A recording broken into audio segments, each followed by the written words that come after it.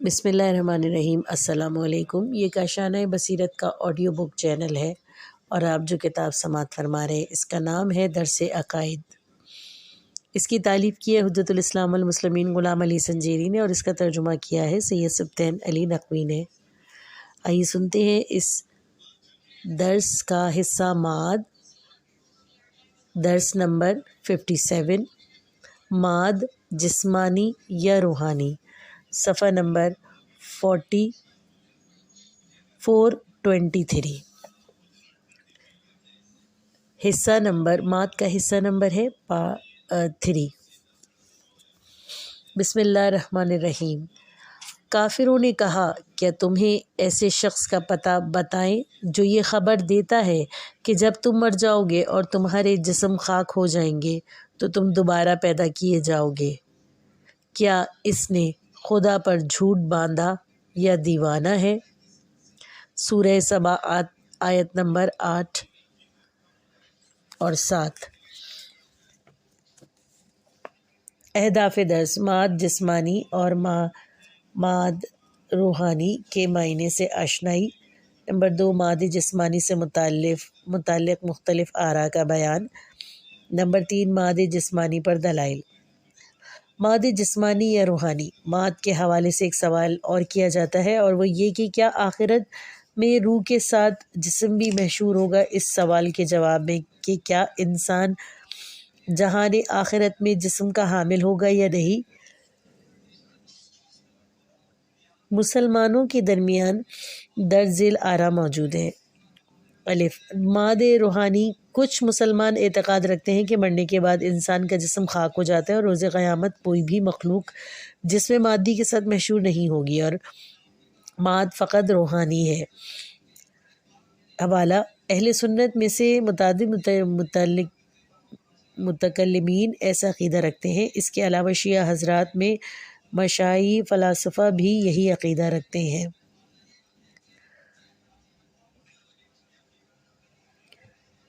اس عقیدے کے بارے میں اہم ترین دلیل یہ ہے کہ انسان کا بدن مادی ہے اور یہ محال ہے کہ جس جسم مادی یعنی جہان آخرت میں جو غیر مادی ہے محشور ہو۔ اس عقیدے پر ہم سب سے بڑا اعتراض یہ ہے کہ یہ آیت قرآن کے ساتھ میل نہیں کھاتا۔ ماد جسمانی۔ بہت سے مسلمان کے شیعہ حضرات بھی ان کا جز ہیں۔ آیت قرآن اور روایت معصومین علیہ السلام سے حاصل ہونے والے مطالب کی بنا پر یہ عقیدہ رکھتے ہیں کہ انسان قیامت میں روح کے ساتھ جسم کے بھی حامل ہوں گے۔ حوالہ نمبر 1۔ یہ نقطہ نظر اکثر صوفیوں، کرامیہ، متکلمین، فقیسان، محققین جیسے کہ غزالی، قطبی، حلمی، راغب اصفہانی، قاضی ابو زید بوسی سے منسوب ہے اور امامیہ میں شیخ مفید، شیخ طوسی، سید مرتضیٰ، محقق طوسی، علامہ حلی وغیرہ نے بھی اس نظریے کو قبول کیا ہے۔ اس کے علاوہ ملا صادر کے مشرب سے تعلق رکھنے والے تمام فلاسفہ کا بھی اسی پر عقیدہ ہے۔ ملا صدر الصفار اربع، جلد 9، صفحہ نمبر 125۔ یہ عقیدہ ماد جسمانی کے نام سے جانا جاتا ہے، مگر یہ ذہن میں رہے کہ اس کے یہ معنی نہیں کہ قیامت میں فقط جسم انسان محشور ہوگا اور روح نہیں، بلکہ اس کے لیے کہ روح کا محشور ہونا تو ملا آشکار ہے، لہٰذا اس کا ذکر نہیں کیا گیا۔ Reference number 2۔ البتہ گزشتہ زمانے میں بعض وہ فقہا اور محدثین اور کچھ متکلمین بھی اس گمان کے بنا پہ کہ روح ایک مادی امر ہے اس بات سے کہ معتقد تھے کہ قیامت میں فقط جسم ہی محشور ہوگا۔ ملا صدرہ الاسفار الاربع، جلد 9، صفحہ نمبر 125۔ وہ افراد جو ماد جسمانی پر اعتقاد رکھتے ہیں وہ بھی آگے چل کر چند گروہوں میں تقسیم ہو جاتے ہیں۔ پہلا گروہ اس بات کا اعتقاد رکھتا ہے کہ ہم اسی جسم مادی اور اسی کی خصوصیات کے ساتھ روز قیامت محشور کیے جائیں گے اور اپنے کیے کا پھل پائیں گے۔ اس کے علاوہ آخرت میں جزا و سزا بھی مادی ہی ہوگی۔ اس عقیدے پر موجود سب سے قوی دلیل قرآنی آیات ہے جو صراحت سے اس بات کو بیان کرتی ہیں کہ قیامت کے روز انسانوں کے جسم قبروں سے باہر نکلیں گے اور محشور ہوں گے، مگر اس نظریے پر اعتراضات بھی وارد کیے گئے ہیں۔ مثلاً یہ کیسے ممکن ہے کہ انسان کا بدن مادی غیر مادی جہان میں محشور ہوگا، یا یہ کہ انسان اپنی پوری زندگی میں ایک نہیں بلکہ ایک سے زیادہ ابدان کا حامل ہوتا ہے۔ اس صورت میں قیامت میں کس بدن کے ساتھ محشور ہوگا، اور اس طرح یہ کیسے قبول کر لیا جائے کہ جو انسان اپنے دوسرے جسم سے مرتکب گناہ ہو اور مگر عذاب اس کے کسی اور بدن کو دیا جائے، یہ مسئلہ عدل الہی کے ساتھ ہرگز سازگار نہیں۔ دوسرا گروہ کہتا ہے کہ اس چیز کا امکان موجود نہیں کہ انسان مادی جسم کے ساتھ جہان غیر مادی میں محشور ہوگا۔ اس دلیل کے بنا پر قیامت میں انسان بدن کے حامل تو ہوں گے مگر وہ غیر مادی ہوں گے، جو اسی مادی بدن کی خصوصیات سے متصف ہوں گے۔ ایسے بدن کو بدن مثالی کہتے ہیں۔ یہ عقیدہ ایک طرف آیات قرآنی سے بھی میل کھاتا ہے اور دوسری جانب ان اعتراضات کو بھی برطرف کر دیتا ہے جو اس سے پہلے کے گروہ کے نظریے پر وارد ہوئے۔ اب جب کہ معاد جسمانی اور روحانی کے معنی آشکار ہو چکے ہیں تو ضروری ہے کہ معاد جسمانی کے اسبات کے سلسلے میں دلائل پیش کیے جائیں۔ معاد جسمانی پر دلائل۔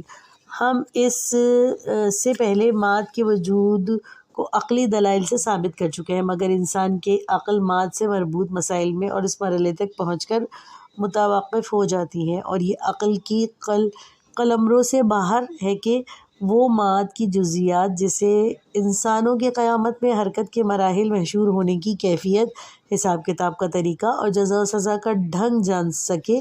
لہٰذا اس صورت میں ہم ان مسائل کو فقط قرآن کریم کی آیات اور معصومین علیہ السلام کی روایات کہ جن کی حجیت ہم پہلے ہی ثابت کر چکے ہیں کی روشنی میں حل کر سکتے ہیں، اور اس سلسلے میں ان سے استفاضہ ناگزیر ہے۔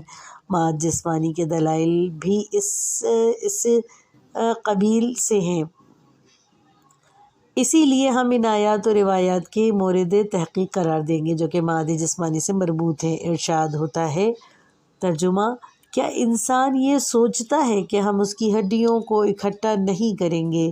ہاں، ہم اس پر قادر ہیں، یہاں تک کہ ہم تو اس کی انگلیوں کے پوروں پر موجود خطوطوں کو بھی جمع کریں گے۔ سورہ قیامت آیت نمبر 3 اور 4۔ سورہ حج کی 7ویں آیت میں ارشاد ہوتا ہے، ترجمہ: بے شک قیامت میں کوئی شک نہیں اور خدا ان سب کو جو قبروں میں سو رہے ہیں محبوس فرمائے گا۔ سورہ یاسین کی آیت نمبر 78 اور 79 میں مشرکوں کے سوال کہ کیسے بوسیدہ ہڈیاں دوبارہ جمع کی جائیں گی کے جواب میں ارشاد ہوتا ہے، ترجمہ: ہمارے لیے مثال دی اور خود اپنی خلقت کو فراموش کر بیٹھے، اور کہا کون ہے جو ان خاک ہوئی ہڈیوں کو زندہ کرے گا؟ کہہ دیجئے وہی جس نے انہیں پہلی بار خلق کیا تھا، وہ ہر مخلوق سے آگاہ ہے۔ ان آیت کی اساس پر ہم یہ نتیجہ اخذ کر سکتے ہیں کہ معاد جسمانی ہے اور وہ افراد جو یہ کہتے ہیں کہ معاد روحانی اور انسان کا جسم محشر میں محشور نہیں ہوگا، ان کے قول قرآن کی آیات کا صریح مخالف ہے۔ کچھ اور بھی جانیے۔ وہ افراد جو معاد کو جسمانی جانتے ہیں اپنے نظریے کے بارے میں پیش کی جانے والی توضیح کے حوالے سے معاد جسمانی کے بارے میں ایک الگ توجیہ پیش کرتے ہیں۔ اس نظریے کے مختصر توضیح دینے سے پہلے ضروری ہے کہ اس کے مقدمے پہ توجہ کی جائے تاکہ اصلی بحث بیان کی جا سکے۔ وہ لوگ یہ اعتقاد رکھتے ہیں کہ اس عالم میں موجود ہر نشست ایک مخصوص جسم رکھتا ہے، مثلاً عالم مادہ جسم مادی رکھتا ہے، اور عالم مثال جسم مثالی کا حامل ہے۔ عالم آخرت بھی جسم عقلانی رکھتا ہے۔ ان کے عقیدے میں ماد قطعاً جسمانی ہے، مگر وہ جسم جو نشست آخرت سے مختص ہے کے ساتھ عالم آخرت میں وارد ہوا جا سکتا ہے، نہ کہ جسم مادی دنیاوی کے ساتھ۔ اس دلیل کے ساتھ کہ جب زمین اس زمین کے علاوہ بدل دی جائے گی، سورہ ابراہیم آیت نمبر 48، اس عالم کا جسم اس عالم کے مطابق ہوگا۔ ان کی نظر میں اگر یہ طے تھا کہ زمین یہی زمین ہو اور انسان اپنی قبر سے عالم دنیا میں باہر آئے، تو یہی انسان تبدیل شدہ جسم کے ساتھ باہر آئے گا، مگر عالم برزخ میں یہی قبر اور یہی فرد ہٹ کر ہے، اور یہی فرد جو دنیا میں کسی اور طرح تھا اور برزخ میں کسی اور طرح، آخرت میں کسی تیسری صورت میں ہوگا۔ یعنی ہر عالم کے اپنے کچھ تقاضے ہیں، اور یہ جو قرآن کہتا ہے خدا انہیں معبوس کرے گا جو قبروں میں ہیں، سورہ حج آیت نمبر 7، سورہ یاسین آیت نمبر 52۔ اگر اس صورت میں کہ اس دنیا میں معبوس کرے تو قطعاً جسم مادی کے ساتھ معبوس کرے گا، اور خدا اس چیز کی قدرت رکھتا ہے کہ انسانوں کو اسی حالت اور کیفیت کی قبلی میں، یہاں تک کہ ان کی انگلیوں کے خطوط بھی دوبارہ خلق کر سکتا ہے۔ رجعت ایسی ہی درپیش آئے گی۔ البتہ اگر معبوس کرنا عالم مثال یا عالم آخرت میں ہو تو قطعاً اس عالم میں یہ قبر کسی اور صورت سے ہے۔ من فی القبور کے معنی یہ ہیں کہ یہی فرد جو دنیا میں تو اپنی قبر میں صورت تھا، مگر اس کی جسم کی کیفیت عالم مثال یا عالم آخرت سے ہم آہنگ ہے، یعنی وہاں یہ جسم مثالی یا جسم عقلی رکھتا ہے۔ ایک شخص نے امام رضا علیہ السلام سے پوچھا، مجھے جنت کی خبر دیجیے کہ آیا دنیا میں ہے یا آخرت میں؟ امام نے فرمایا، دنیا آخرت میں ہے اور آخرت دنیا پہ محیط ہے۔ یہ دنیا نقل و انتقال جیسی ہے آخرت کی طرف کہ جو حیات و زندگی ہے، خواب کی طرح کہ جس میں جسم سوتا ہے مگر روح نہیں سوتی، بدن تو مر جاتا ہے پر روح نہیں مرتی۔ آخرت دنیا پر محیط ہے اور دنیا آخرت کے دل میں ہے۔ در واقعہ یہی دنیا اپنے چہرے کے ساتھ اور رنگ و بود آخرت لیے انسان شان کے ساتھ شائستہ آخرت ہو سکتا ہے۔ اس تفکر کے ساتھ ہم بہت آسانی سے شبہ عاقل و معقول کا بھی جواب دے سکتے ہیں۔ دوسرے لفظوں میں عالم آخرت میں مادی جسم کی ضرورت نہیں، جو اس کے سوا سوال کرنے کی نوبت آئے کہ وہ بدن جو تبدیل ہو گیا تھا کہاں ہے؟ اس نظریے کی بس ایک ہی شکل ہے کہ میں اس نظریے کے رکھتے ہوئے قرآن کی آیات و روایت سے کچھ اس طرح ہاتھ اٹھایا جائے اور ان کی توجیہ کی جائے جو معاد جسمانی کے ذیل میں اسی جسم مادی پر دلالت کرتی ہیں۔ جواباً عرض ہے کہ عالم برزخ اور معراج رسول اکرم صلی اللہ علیہ وآلہ وسلم کے مراحل پر غور کرنے سے اس معاملے کی بہتر انداز میں درک کیا جا سکتا ہے۔ سوال یہ ہے کہ انسان عالم برزخ میں کون سے جسم کے ساتھ برزخی بہشت یا برزخی جہنم میں جاتا ہے، یا اس جسم کے ساتھ جاتا ہے، نعمت الہی سے بہرہ مند ہوتا ہے جو قبر میں رکھ دیا جاتا ہے؟ جواب قطعاً منفی ہے، اور اس بات کو بطور قطعی بیان کیا جا سکتا ہے کہ ہر شخص بدن مثالی کے ذریعے سے عالم برزخ میں نعمتوں سے استفادہ حاصل کرتا ہے یا عذاب کا مزہ چکھتا ہے۔ اگر عالم برزخ میں بدن مثالی کے ساتھ حیات کو جاری رکھا جا سکتا تو آخرت میں لطیف تر بدن کے ساتھ حیات کو کیوں جاری نہیں رکھا جا سکتا؟ بعبارت دیگر مشکل عقل و معقول اس وقت پیش آئے گی کہ جب ہم کہیں کہ یہی بدن آخرت میں بھی وجود رکھے گا، مگر جب عالم برزخ میں جسم مثالی کے ساتھ متصم یا معذب ہوتے ہیں تو آخرت میں ایسا کیوں نہیں ہو سکتا؟ بعض افراد کہتے ہیں کیونکہ انسان نے اس جسم کے ساتھ اطاعت یا گناہ انجام دی ہے، اس لیے ضروری ہے کہ اس ہی بدن کے ساتھ محشور ہو تاکہ عدل کے تقاضوں کو پورا کیا جا سکے۔ عالم برزخ پر توجہ کرنے کے بعد جہاں انسان بدن مثالی کے ذریعے نعمتوں سے فائدہ اٹھاتا ہے یا عذاب کا مزہ چکھتا ہے، اسی اعتراض کو برطرف کیا جا سکتا ہے اور ہم اس نتیجے پر پہنچے کہ لازم نہیں ہے کہ انسان اس مادی جسم کے ساتھ محبوس ہو۔ اس نظریے کے طرفدار کہتے ہیں چونکہ عالم مادہ عالم ملکوت کے دل میں ہے اور ہر چیز ایک ملکوتی جنبہ رکھتی ہے جو ان کی حقیقت ہے۔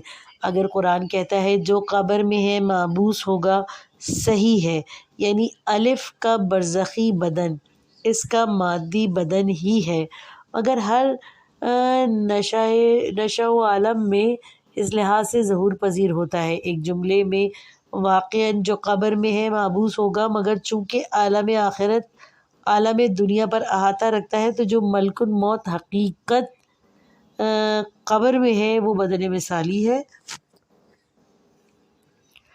اور عقلی ہو جائے گا، اور جو محبوس ہوگا وہ وہی بدن ہوگا، مگر چونکہ برزخ اور قیامت کے عالم میں فرق ہے، اسی لیے بدن میں بھی ہوگا اور عالم میں بھی اپنے تقاضوں کے مطابق ظہور پذیر ہوگا۔ دوسری عبارت میں یوں کہیں گے کہ بہشت برزخی اور جہنم برزخی ابھی بھی موجود ہے، اور روح انسان مرنے کے بعد اسی جگہ پر چلی جاتی ہے جہاں خواب میں جایا کرتی ہے، اور واقعہ ہماری ایک صورت مادی ہے جس کے ساتھ ہم ابھی عالم مادہ میں حرکت کر رہے ہیں، اور اس حال میں برزخی اور اخروی صورت میں بھی رکھتے ہیں کہ جو ابھی بھی موجود ہے، مگر وہ عالم مادہ پر احاطہ رکھتی ہے، ورنہ یہ تینوں حقیقت میں ایک ہی ہے۔ اسی طرح رسول اللہ صلی اللہ علیہ وآلہ وسلم کی معراج پر غور کرنے سے معاد جسمانی کے مسئلے کو بہتر طور پر درک کر سکتے ہیں۔ روایت قرآن اور عقل پر تکیہ کرنے سے معلوم ہوتا ہے کہ معراج 3 مرحلوں کی حامل ہے۔ مادی، نمبر 2 معنوی مثالی، معنوی مثالی سے بھی بالا تر۔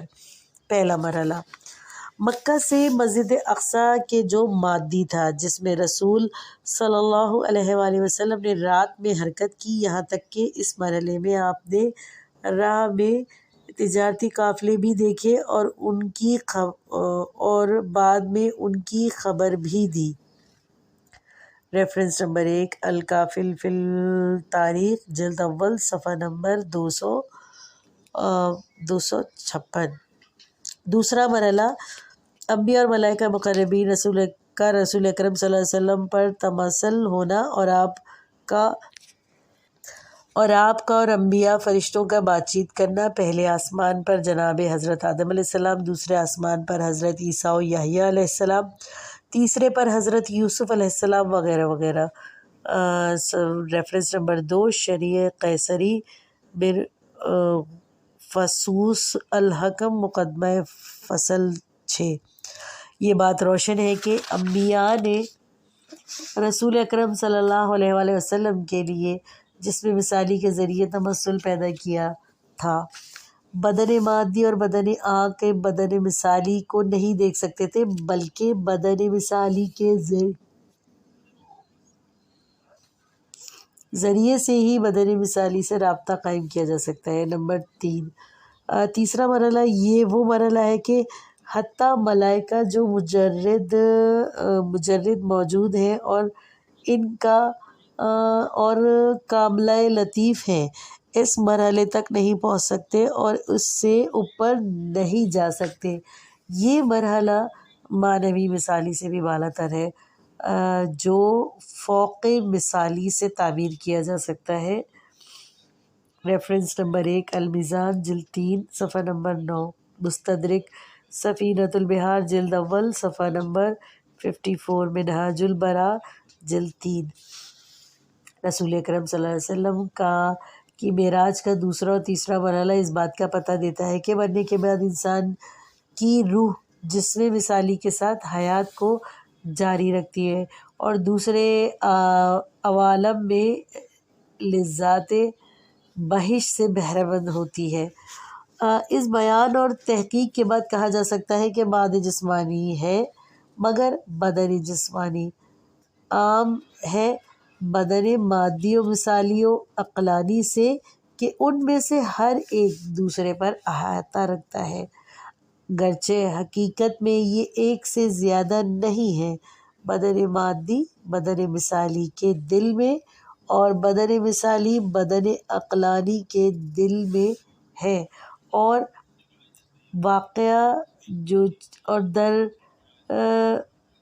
در واقع جو چیز خبر سے باہر آئے گی وہی بدن مثالی ہے جو اپنے عالم میں ہے، ایسے جیسے بدن مادی بدن عقلی ہی ہے جو عالم مادہ میں ایسا ہے اور عالم آخرت میں ویسا۔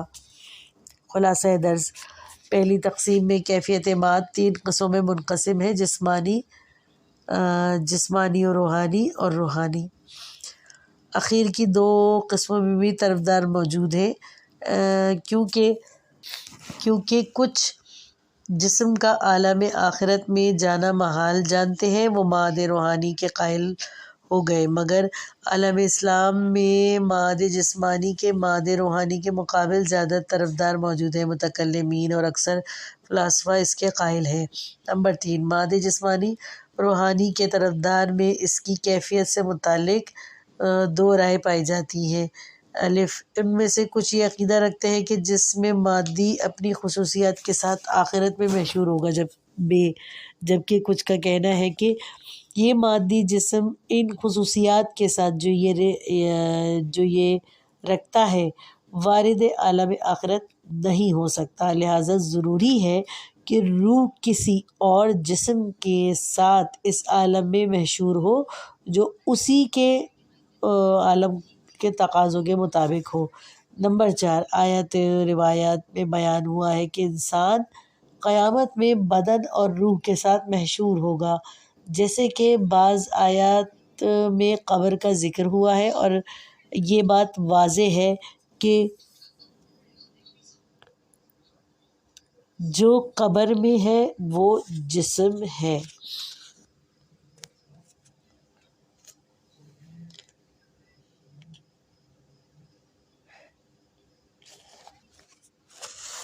ستانواں درس ختم ہوا، اگلے پارٹ میں 58واں درس سنیے۔